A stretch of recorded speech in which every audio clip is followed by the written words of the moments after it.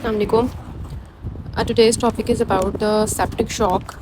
In the last lecture, we discussed about the acute cholangitis. Septic shock से related आपको पता होगा कि बहुत से शॉक की टाइप्स होती है ना. हाइपोवोलेमिक शॉक होता है, कार्डियोजेनिक शॉक होता है, फिर न्यूरोजेनिक शॉक होता है. तो डिफरेंट शॉक की टाइप्स है. उसमें से एक है septic shock. Septic shock in simple words ये है कि हमने पेशेंट के अटेंडेंट्स को बताना होता है इसमें कि आपके मरीज़ के पूरे जिस्म में जरासीम फैल गए हैं. अगले 48 घंटे जो है ना मरीज़ के लिए बहुत अहम है. आप दुआ करें क्योंकि ये ऐसी कंडीशन है कि जिसमें पेशेंट आड़ या पार. ठीक है, तो अगर हमारी मैनेजमेंट अच्छी होगी शॉक में, ठीक है, तो पेशेंट की जान बच सकती है. और अगर हमारी मैनेजमेंट इसमें अच्छी नहीं होगी तो पेशेंट डेथ की तरफ जा सकता है. सो emergency conditions are always and always life and death conditions.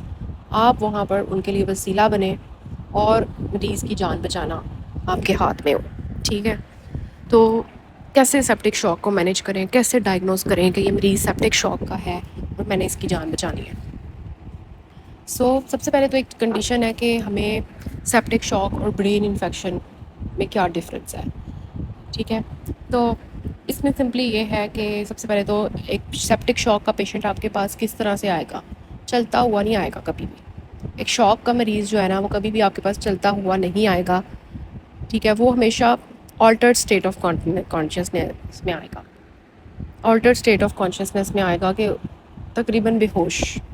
ठीक है, क्योंकि उसकी पूरी बॉडी में, वही मैंने बताया कि जरासीम फैल गए हैं, पूरी बॉडी में बैक्टीरिया फैल गए हुए हैं और अब उसके ऑर्गन्स जो है ना वो उनको ब्लड सप्लाई नहीं मिल रहा, ऑक्सीजन नहीं मिल रही और ऑर्गन्स जो है ना वो अब फेलियर की तरफ जा रहे हैं.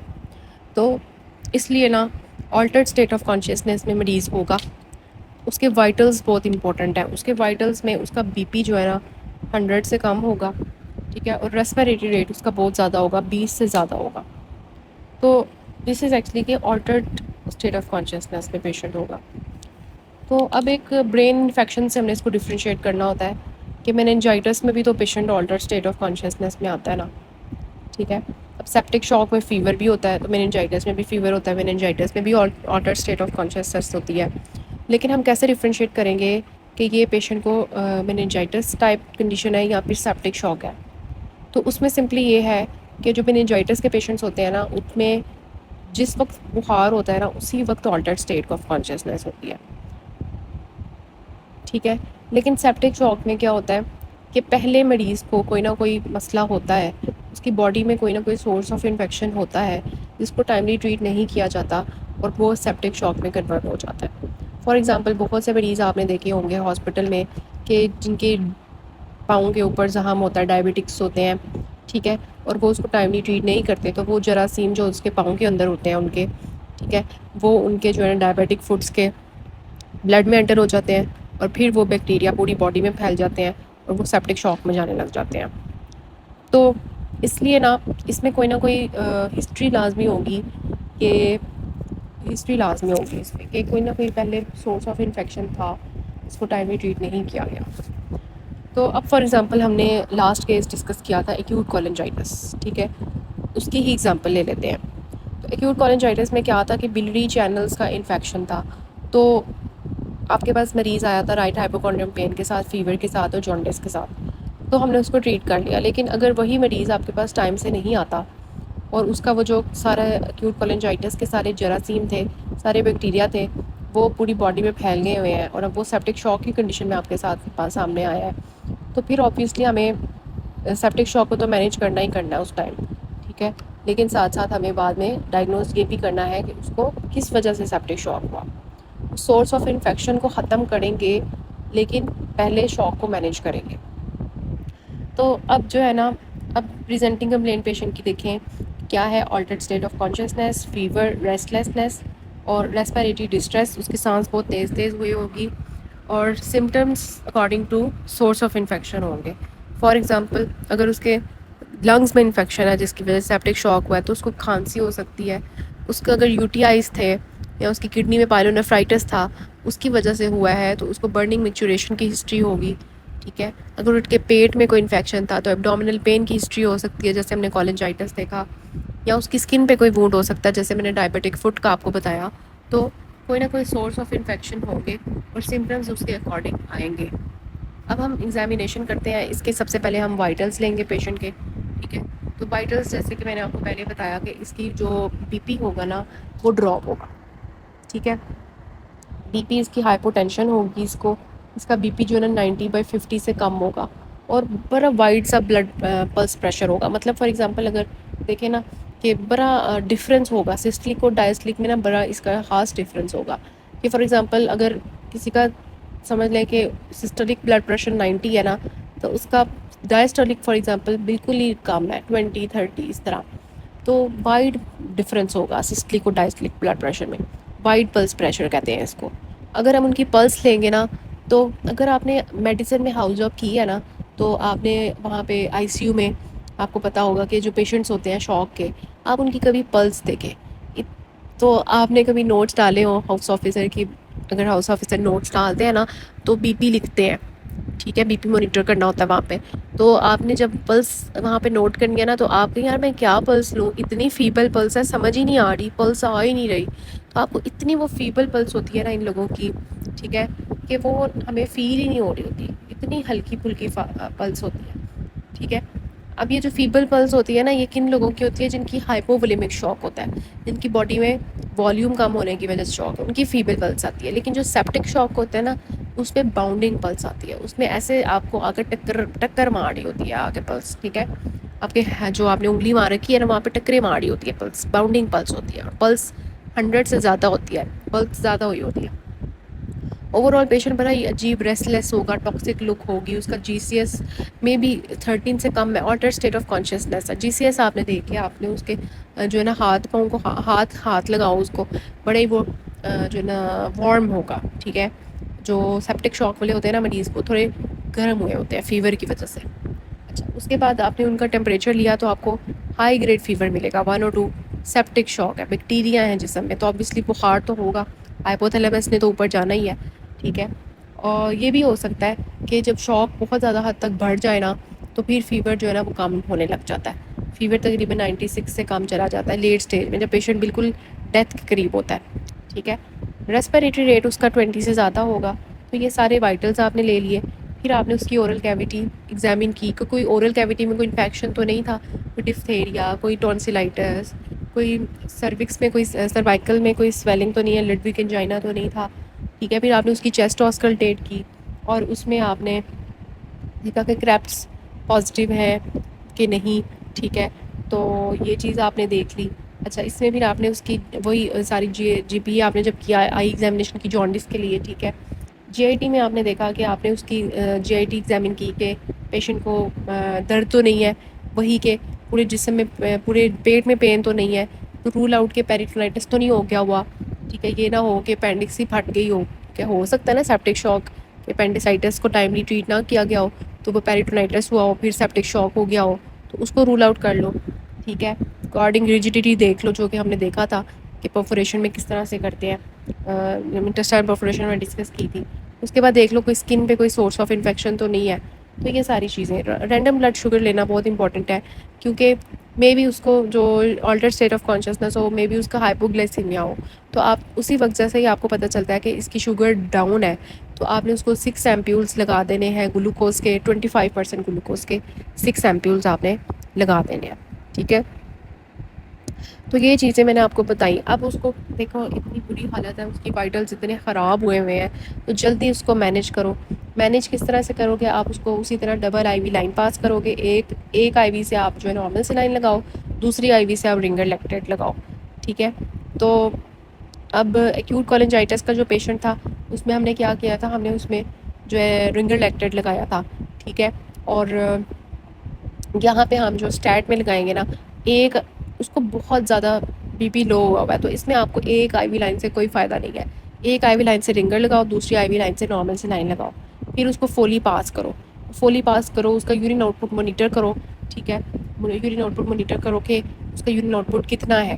ٹھیک ہے, کڈنی جو ہے وہ کام کر رہی ہے کہ نہیں. بعد آپ نے کیا کرنا ہے، جو آپ نے فولی پاس کی ہے نا، اس میں جیسے یورین آتا ہے تو آپ نے یورین کا کمپلیٹ یورین ایگزامینیشن کرانی ہے، اور آپ نے یورین کلچر اور سینسٹیوٹی کے لیے بھیج دینا ہے کہ کہیں یورین کا تو سورس آف انفیکشن نہیں تھا جو سیپٹک شاک ہو گیا.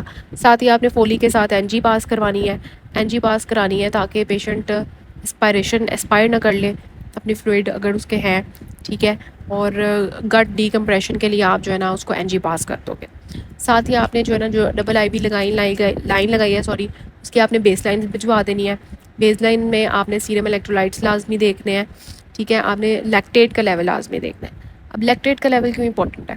کیونکہ جب پیشنٹ کی باڈی شاک میں جا رہی ہوتی ہے نا، اس کی باڈی میں آکسیجن نہیں ہوتی، تو اس وجہ سے جب آکسیجن نہیں ہوتی تو آپ کو پتہ ہے کہ لیکٹیٹ کا لیول بڑھ جاتا ہے، ٹھیک ہے. تو لیکٹیٹ کا لیول آپ نے مسٹ دیکھنا ہوتا ہے. تو آپ نے سیرم لیکٹیٹ لیول چیک کیا، بلڈ کلچر بھجوا دیا آپ نے اینٹی بایوٹک سٹارٹ کرنے سے پہلے. تو ساتھ ہی دیکھو اگر اس کی آکسیجن ڈراپ ہوئی ہوئی ہے تو آپ اس کو آکسیجن بھی لگا لو ایٹ 2 لیٹر، ٹھیک ہے. اور آپ اس کی آکسیجن جو ہے پلس آکسی میٹر کے تھرو مانیٹر کرو. اس کو پیشنٹ کو آئی سی یو میں ہی جانا ہے، یہ ہوگا ہی آئی سی یو میں، ٹھیک ہے. تو پھر جو ہے نا آپ کا یہ سین ہو گیا. اس کے بعد دیکھیں کہ اب آپ نے جو ہے نا اس کو مطلب آپ نے اس کو وہ لگا دی، نارمل سلائن بھی لگا دی، ٹھیک ہے. ایک سائڈ سے 1 لیٹر نارمل سلائن، دوسری سائڈ سے آپ نے رنگر لیکٹیٹ، یا دونوں سائڈ سے نارمل سلائن چلا دو. اسٹیٹ میں آپ نے 2 لیٹر جو ہے نا وہ دینی ہے. اور یہ کیلکولیشن میں نے آلریڈی آپ کو بتا دی ہوئی ہے کہ کس طرح سے کرنی ہوتی ہے، ٹھیک ہے. جو ہم نے پیپٹک السر کا پیشنٹ دیکھا تھا اس میں بھی میں نے آپ کو بتائی تھی، انٹسٹائنل پرفوریشن میں بھی بتائی تھی. تو یہ 30 ml پر کے جی کے حساب سے ہم نے اس کو فلوئڈ دینا ہوتا ہے.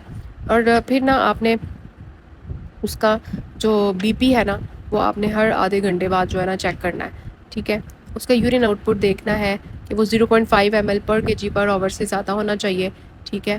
تو فار ایگزامپل اگر 80 کے جی کا بندہ ہے تو اس کا 1 گھنٹے کا جو یورین آؤٹ پٹ ہے نا 40 ml ہونا چاہیے. تو یہ چیزیں آپ نے لازمی مانیٹر کرنی ہے. ساتھ ساتھ آپ نے اگر فلوئڈ لگایا ہے تو دیکھیں کہ آؤٹ پٹ بھی آ رہا ہے کہ نہیں، ٹھیک ہے. اور بی پی کیسا ہو رہا ہے، اس کی وجہ سے فلوئڈ لگانے سے بی پی ٹھیک ہو رہا ہے کہ نہیں، ٹھیک ہے. اوبویسلی اگر بی پی ٹھیک نہیں ہوگا تو پھر ہم کیا کریں گے وہ میں آپ کو بعد میں بتاتی ہوں، ٹھیک ہے. بلکہ ابھی میں آپ کو بتا دیتی ہوں کہ بی پی اگر ٹھیک نہیں ہوتا تو پھر آپ کیا کریں گے. اگر آپ نے یہ سب کچھ کیا اور پھر بھی بی پی جو ہے وہ اسٹیبل نہیں ہو رہا، ٹھیک ہے. مطلب یہ کہ آپ نے نارمل سلائن بھی لگایا، رنگر 2 لیٹر فلوئڈ چلا گیا ہے، ابھی بھی بی پی اسٹیبل نہیں ہو رہا، بی پی جو ہے وہ جو ہے نا نہیں اسٹیبل ہو رہا، تو پھر آپ نے آبویسلی اس کو سینٹرل وینس لائن کے تھرو جو ہے نا سینٹرل وینس لائن پاس کرنی ہے. اور اس میں سے آپ نے اس کو نورپین جو کہ نور ایپینیفرین ہے اور ڈوپامین، ٹھیک ہے، وہ آپ نے پیشنٹ کو دینی ہے، ٹھیک ہے. اب جو نورپین ہوتی ہے نا نور ایپینیفرین، اس کا 4 ملی گرامز کا انجیکشن آتا ہے. آپ نے اس کو 100 ml مائکرو بیوریٹ میں ڈالنا ہے اور اس کو آپ نے جو ہے نا کس طرح سے چلانا ہے. فار ایگزامپل ایک اس کی جو ڈوز ہوتی ہے وہ 0.05 مائکرو گرام سے 1 مائکرو گرامس پر مائکرو گرامس ڈوز ہوتی ہے اس کی، ٹھیک ہے.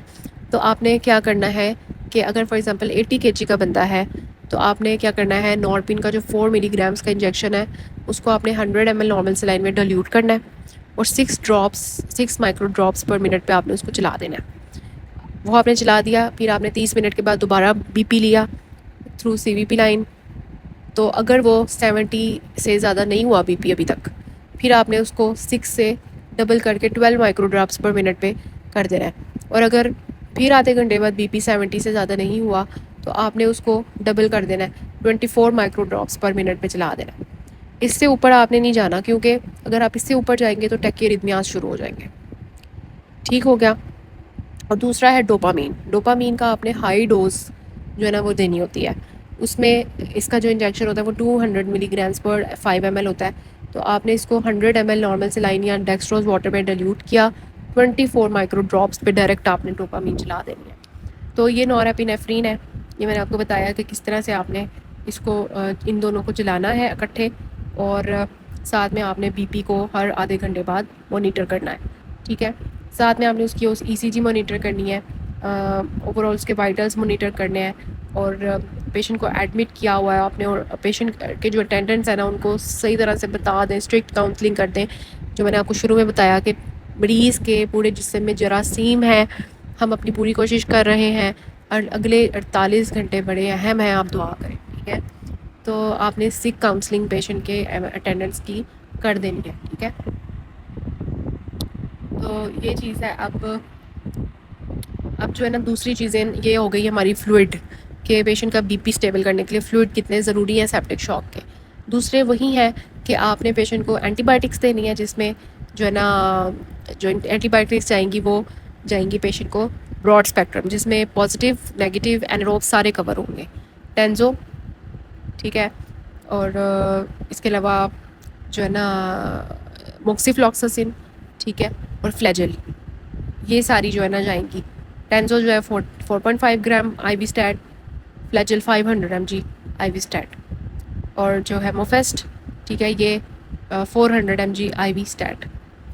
اور اب پھر ساتھ میں ہم نے نا ایک اسٹیرائڈ کا انجیکشن بھی دے دینا ہے. انجیکشن سولو کارٹیف 250 mg آئی وی اسٹیٹ، یہ بھی انفلامیشن کو سیٹل کرے گا. ٹھیک ہے، اور اس کے علاوہ جو ہے نا انجیکشن وہی اومیگا ہم نے دینا 40 mg آئی وی اسٹیٹ کے اسٹریس انڈیوسڈ گیسٹرائٹس کو بچانے کے لیے. پھر آپ نے انستھیزیا کو کال کرنی ہے for C V P central venous line کے لیے. وہ میں نے آپ کو بتا دیا کہ وہ کب کرنی ہے، جب بی پی اسٹیبل نہیں ہو رہا تو آپ نے نورپین اور وہ لگوانی ہے تو سی وی پی پاس کر دیں. لیکن پہلے ہی آپ سی وی پی پاس کر دیں کہ پہلے سے ہی پاس ہو، پتہ ہے کہ اس مریض کو مشکل ہے حالت میں. ساتھ میں آپ جو ہے پیشنٹ کا چیسٹ ایکس رے کرائیں ٹو رول آؤٹ کہ اس کی کوئی لنگس میں انفیکشن تو نہیں ہے. آپ اس کا الٹرا ساؤنڈ ایبڈومن کرائیں اس کی رول آؤٹ کرنے کے لیے کہ کوئی جی آئی ٹی پیتھولوجی تو نہیں ہے جس کی وجہ سے سیپٹک شاک ہوا ہے. سی ٹی برین کرائیں کہ برین پہ کوئی انفیکشن وغیرہ تو نہیں ہے، اس کو دیکھنے کے لیے. ٹھیک ہے، اس کے بعد جی آپ کیا کرتے ہیں کہ جب آپ نے پیشنٹ کو یہ ساری چیزیں ڈرپس وغیرہ پاس کی ہیں تو ساتھ میں آپ سورس آف انفیکشن کو فائنڈ آؤٹ کریں. ٹھیک ہے، تو اس کے لیے جو ہے نا اگر آپ نے پیشنٹ کا پیٹ کھولا ہے نا تو ایکسپلوریٹو لیپروٹمی کرنی پڑ رہی ہے آپ کو، تو آپ ہائی رسک کون سا پیشنٹ کو دیکھیں. اس کے بعد ہے کہ کولنجائٹس اگر لگ رہا ہے تو وہی ہم نے اس کی مینجمنٹ کرنی ہے کہ ای آر سی پی کرا لینا، اگر وہ ٹریٹ نہیں ہوتا تو پی ٹی سی کرا لینا.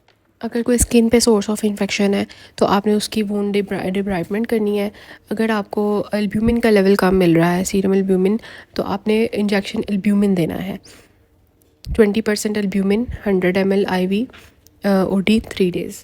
ٹھیک ہے، اگر کلاٹنگ پروفائل ڈی رینج ہو گئی ہے تو آپ نے اس کو فریش فروزن پلازما 10 ml پر کے جی کے حساب سے دینا ہے. Okay, I V O D for 3 days. اور اگر اس کو انیمیا ہے تو آپ نے اس کی ایج بھی بلڈ اپ کرنی ہے. اور جب آپ کے کلچر سینسٹیوٹی پیشنٹ کی رپورٹ آ جاتی ہے تو اس کے مطابق آپ نے اینٹی بایوٹکس چینج کر دینی ہے. ٹھیک ہو گیا. تو اب ایک چیز ہے کہ آپ نے ہر 24 گھنٹے جو ہے نا پیشنٹ کے سیرم الیکٹرولائٹس اور baselines, renal parameters, L F Ts, L D H اور جی سی ایس اور یورین آؤٹ پر مانیٹر کرنا. اب مینٹیننس کے لیے جو فلوئڈ دینا ہوتا ہے نا، اس میں یہ ہے کہ آپ نے وہی والا حساب کرنا ہے کہ آپ صبح شام جو ہے رنگر لیکٹیٹ دے دیں اور دوپہر کو جو ہے نا پلیبولائٹ ایم دے دیں. ٹھیک ہے، یا آپ ایسے کریں کہ صبح شام پلیبولائٹ ایم دے دیں اور دوپہر کو رنگر لیکٹیٹ دے دیں. یہ دونوں چیزیں جو ہے نا پیشنٹ کو، کیونکہ ہم نے این پی او رکھا ہوا ہے تو اس کو فلوئڈ جانے چاہیے، اور دوسرا یہ کہ اس کے الیکٹرولائٹس وغیرہ بیلنس ہو جانے چاہیے. ٹھیک ہے، مینٹیننس فلوئڈ ہو گیا. اور اس کا آپ نے رینڈم بلڈ شوگر جو ہے نا ہر 6 گھنٹے بعد چیک کرنا ہے. اگر اس کو گلوکوز کی ضرورت ہے تو آپ نے اس کو لگا دینا ہے. اس کا ریسپیریٹری ریٹ آپ نے مانیٹر کرنا ہے، اس کے وائٹل سارے مانیٹر کرنے ہیں. اور مینٹیننس جو ہوگا نا، ابھی یہاں پہ ہم اس کو ڈسکس کرنے سے پہلے میں آپ کو بتا رہی ہوں، مینٹیننس کے لیے نا آپ نے پیشنٹ کو پروویس، ٹینزو، فلیجل اور موفیسٹ دینی ہے ٹل کلچر جب تک نہیں آ جاتا ہے، تو یہ اینٹی بایوٹکس چاہیں گی پیشنٹ کو. اور آپ نے پیشنٹ کے اگر پیشنٹ کے جو جی سی ایس ہے وہ اسٹیبل ہونے لگ گیا ہے تو پریشر پیشنٹ کا بلڈ پریشر ٹھیک ہونے لگ گیا ہے، تو پھر آپ نے آئنوٹراپس جو ہے نا جو آپ نے چلائے ہوئے تھے ڈوپامین اور نور ایپینیفرین، ان کو آپ نے ٹیپر آف کرنا ہے. اگر فار ایگزامپل وہ 24 تھے مائکرو ڈراپس پر منٹ سے، تو آپ نے اس کو 12 کر دینا ہے. ٹھیک ہے، اور پھر آپ نے ہر گھنٹے 2 ڈراپس کم کری جانا ہے یہاں تک کہ 6 ہو جائے. تو آہستہ آہستہ ان کو ٹیپر آف کرنا ہے آپ نے، اور اچانک نہیں بند کرنے. ٹھیک ہے، تو یہ دیکھیں، یہ آپ کے history of fever for 4 days، altered state of consciousness for 1 day، wound over skin for 1 week. تو دیکھیں ایک وونڈ تھا جو کہ اس نے ٹریٹ نہیں کیا 1 ہفتے سے، تو اب اس کو بخار بھی تھا ساتھ میں اور اب وہ آلٹر اسٹیٹ کے ساتھ آیا، تو آپ نے سسپیکٹ کرنا ہے کہ اس کو سیپٹک شاک ہے. آپ نے اس کے وائٹلس لیے ہیں تو وہ آپ کو 80/40 مل رہے ہیں، ٹیمپریچر 103 مل رہا ہے، ریسپیریٹری ریٹ 26 مل رہا ہے، پلس اتنی زیادہ مل رہی ہے، رینڈم بلڈ شوگر ٹھیک ہے، اس کی آکسیجن سیچوریشن تھوڑی کم ہے. تو ایگزامینیشن جب آپ نے کی تو جی آئی ٹی جو ہے نا وہ نارمل سارا کچھ تھا، لیکن جی سی ایس اس کا جو تھا نا وہ ڈراپ ہوا تھا. ٹھیک ہے، تو اب جو ہے آپ نے کیا کیا، اس کو پیشنٹ کو کس طرح سے مینیج کیا، ریسسیٹیٹ کیا، اس کو انویسٹیگیٹ کیا آن دا لائن آف سیپٹک شاک، اس کو آکسیجن سپلائی دی کیونکہ اس کی 94% آکسیجن سیچوریشن تھی. 2 اس کو وائٹ بورڈ آئی وی لائنس پاس کی، ایک رائٹ ایک لیفٹ.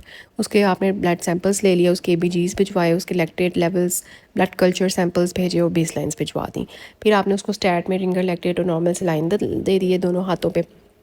ٹھیک ہے، اور اس کو فولی پاس کیا آپ نے، این جی پاس کی اس کی، فولی پاس کر کے آپ نے یورین جو ہے اس کی کمپلیٹ ایگزامینیشن اور یورین کلچر بھجوایا، یورین آؤٹ پٹ مانیٹر کیا. آپ نے اس کو انجیکشن جو ہے نا دیا فلیجل کا، اومیگا کا، ٹینزو کا، موفیسٹ کا، ٹھیک ہے، اور سولو کاٹف کا. ٹھیک ہے، آپ نے اس کا الٹرا ساؤنڈ کروایا، chest X ray ابڈومن، C T, brain. ٹھیک ہے، اور انیستھیزیا والوں کو کال دی for C V P insertion, I C U والوں کو کال دی. اور پھر آپ نے اس کو آدھے گھنٹے بعد ری اسیس کیا. اگر آپ نے پھر بھی پیشنٹ کو ہائپوٹینشن ہے تو پھر آپ نے آئنوٹروپک سپورٹ اس کو دی، جو میں نے آپ کو بتایا کہ کس طرح سے دینی ہے اور کس طرح سے ٹیپر آف کرنی ہے. سو دس از اباؤٹ ٹاپک جو کہ ہے ہمارا سیپٹک شاک. آئی ہوپ آپ کو سمجھ آیا ہوگا کہ سیپٹک شاک کا پیشنٹ اگر آپ کے پاس آئے تو آپ نے اس کو کس طرح سے ڈائگنوز کرنا ہے اور اس کو کس طرح سے مینیج کرنا ہے. سو دس از اباؤٹ ٹاپک.